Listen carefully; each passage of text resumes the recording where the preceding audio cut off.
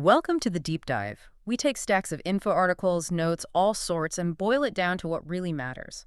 Basically, your shortcut to knowing what's going on, with a few surprises thrown in. And hopefully a bit of fun along the way. Exactly. Today, we're jumping into a really fascinating world created by Callie Hart and Quicksilver. It's a rich one. Our goal, to pull out the complex relationships, the big ideas, and maybe some facts you didn't see coming. Get ready for a deep dive. You might leave, well, a little enchanted. It's definitely a world that draws you in. Packed with details, the more you look, the more you find. We're going to unpack this realm where just surviving is tough and destiny. Well, destiny's a heavy weight to carry. Yeah, that gritty survival really hits you from the start. So let's zero in on where it all kicks off. Zilvaren, specifically the Third Ward. What's it actually like there for Saeris, our protagonist? Oh, the Third Ward it's brutal. Not just poor, it's quarantined, dangerous.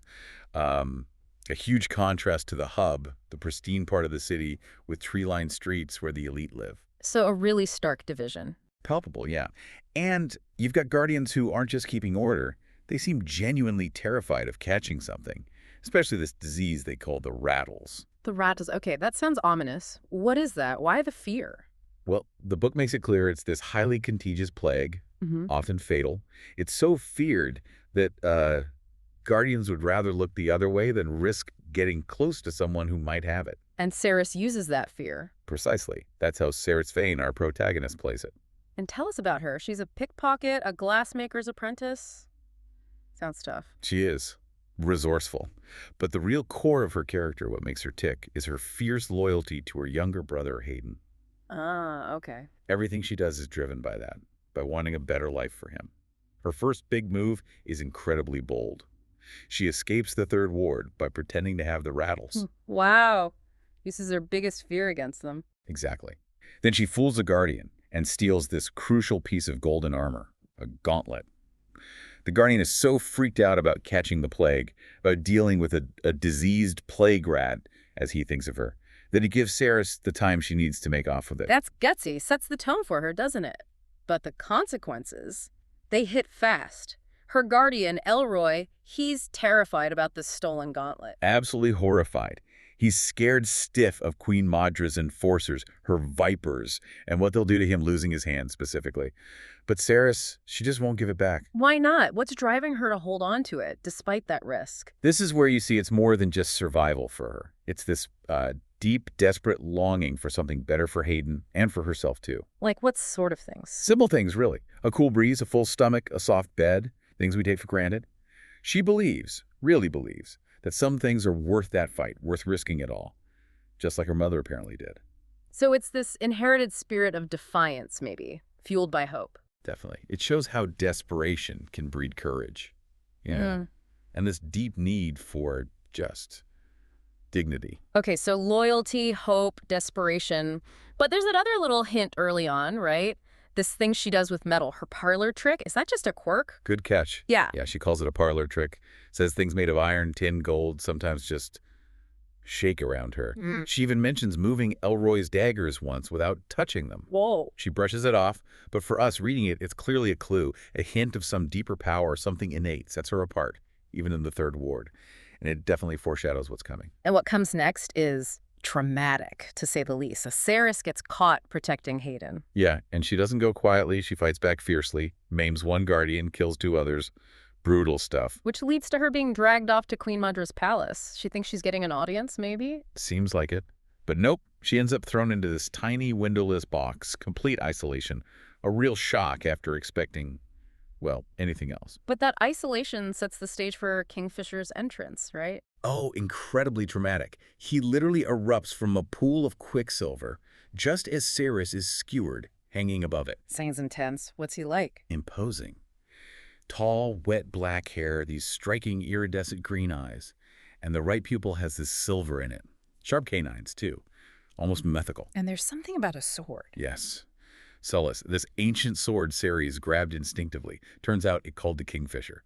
That moment, it just yanks her out of her world and into something completely new. A whole new reality. She wakes up in Yvelia. Right, in the Winter Palace. Yeah. And the description is stunning. Pale blue, violet walls, clouds painted on the ceiling. It's clearly not Zilvaren anymore. And she meets the Fae. Yep. Pointed ears, incredibly long lifespans. We hear about Everlane's healer being successful for centuries.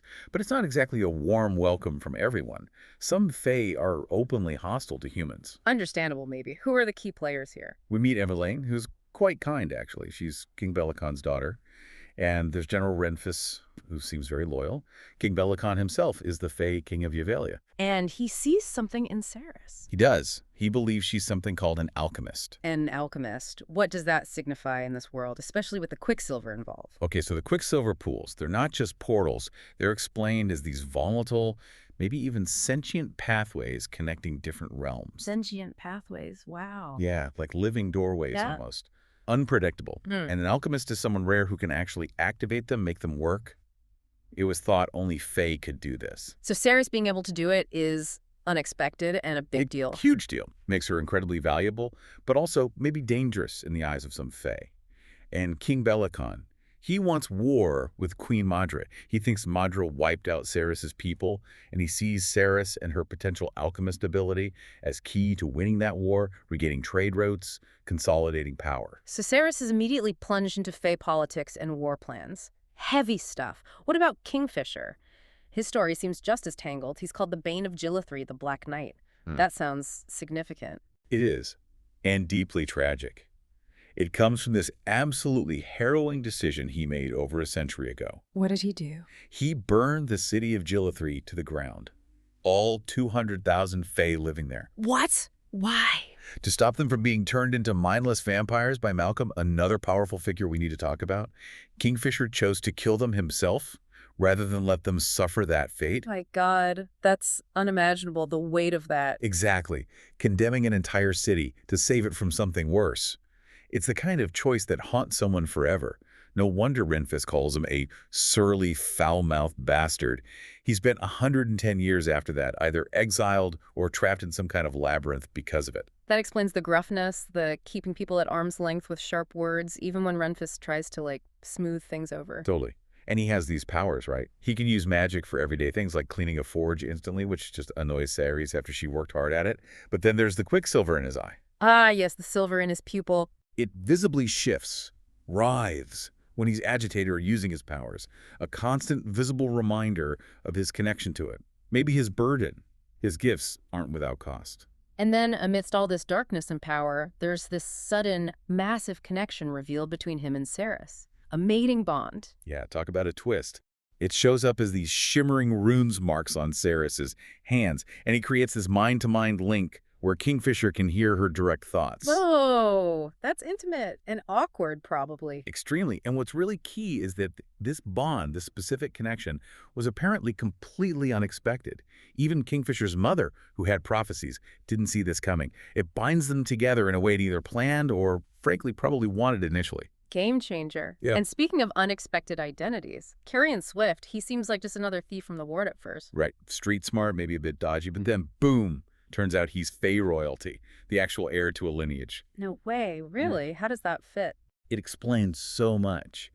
His grandmother, who was human, apparently told him stories, passed down knowledge about the Fae, about the Quicksilver. That's why he's got these incredible survival skills, why he seemed weirdly knowledgeable about magic, why he kept insisting he knew about the Fae. It wasn't just talk. It all clicks into place, adds another layer to the whole hidden world aspect. Exactly. Shows how deep the connections run, even for characters you might have initially underestimated. So hidden royalty, unexpected bonds, and then there's actual prophecy. Kingfisher's mother foresaw Saeris coming. She did.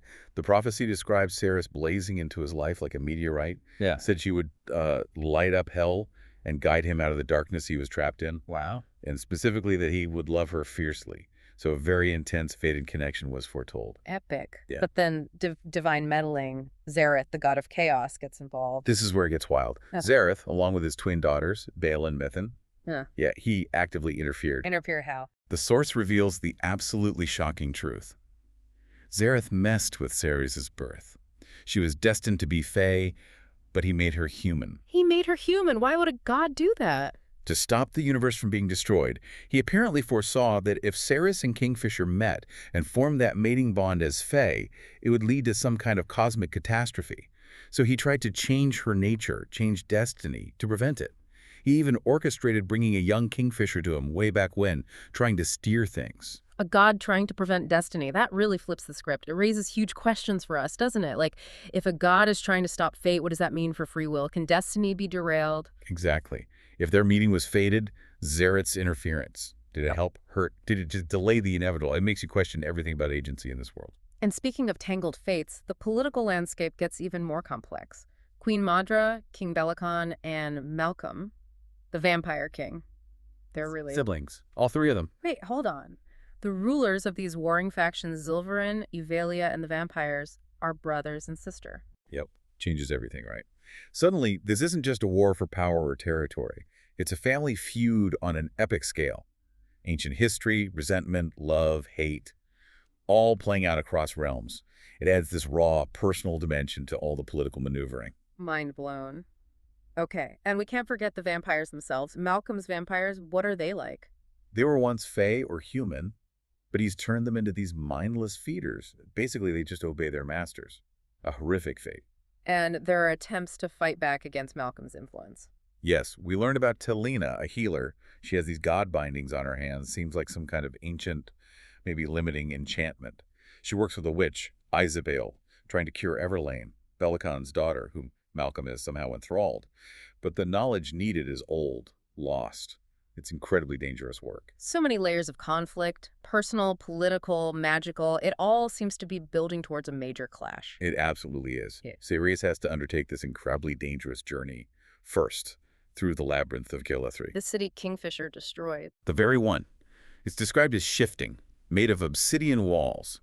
And she's guided, or maybe prodded, by the voice of the Quicksilver itself, sometimes insistent, sometimes almost playful, all while the walls threaten to collapse, and she feels like she's being hunted. Sounds terrifying. A test, maybe. Definitely feels like more than just getting from A to B. It's testing her connection to the Quicksilver, forcing her to rely on it, to understand it, and it leads directly to the climax. The showdown, Saeris, Kingfisher, against the three regents, Malcolm, Madra, Belicon. Right, at this ruined amphitheater. Malcolm is arrogant, using fake silver coins, and then the horrifying truth about his army comes out. They aren't soldiers. They're tortured souls, trapped victims of his vampirism. That's grim. How does Saeris react? This is her moment, her defining act, really.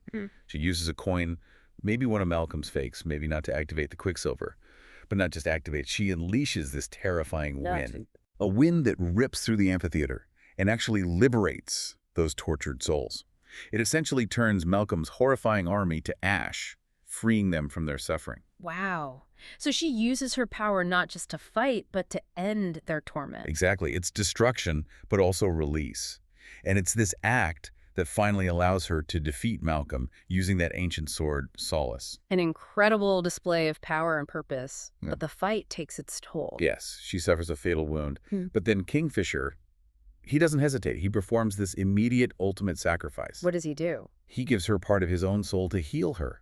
Literally pours some of his life force into her. Fulfilling the prophecy about her being his peace. Seems so. It's this incredibly profound act. It binds them together even more deeply than the mating bond, on a fundamental soul-deep level. And it changes Saeris, right, because of Malcolm's bite and now Kingfisher's soul healing. Absolutely. She's left in this unique state, no longer fully human, not really vampire, not fully fae either. She's something new. A hybrid. A singular being. And her journey isn't over. Far from it. Her new purpose, it seems, is tied to her unique abilities. She needs to create new Quicksilver relics. Relics. Why? These relics are vital. They're needed so the Fae can use the Quicksilver pathways to travel between realms without, well, losing their minds. It seems the pathways are inherently dangerous. Her mission is crucial, dangerous, and now tied into this unbreakable oath she has with Kingfisher. A whole new chapter begins. So let's bring it back to you, the listener. What do we take away from all this? We've seen ancient magic, tangled family secrets, destiny itself being challenged. We found out that sometimes a skill you dismiss, like Saeris' parlor trick, holds immense power. And that understanding the stories, the ones told to us, the ones we inherit, maybe even the ones we tell ourselves, is incredibly important. It reveals so much about who we are. This dive into Quicksilver really highlights things like identity, courage, loyalty, especially loyalty to a future, not just the present, and how these unexpected connections can completely reshape a life. It really makes you think, doesn't it? how actions ripple outwards. Yeah. Choices made centuries ago, or by gods, or by one person in a desperate moment. They all echo through time and shape the now in ways that are hard to grasp. So here's something to chew on. Where does fate end and free will begin? When those lines get blurry, how do you choose to act? Especially when the stakes aren't just personal, but potentially universal.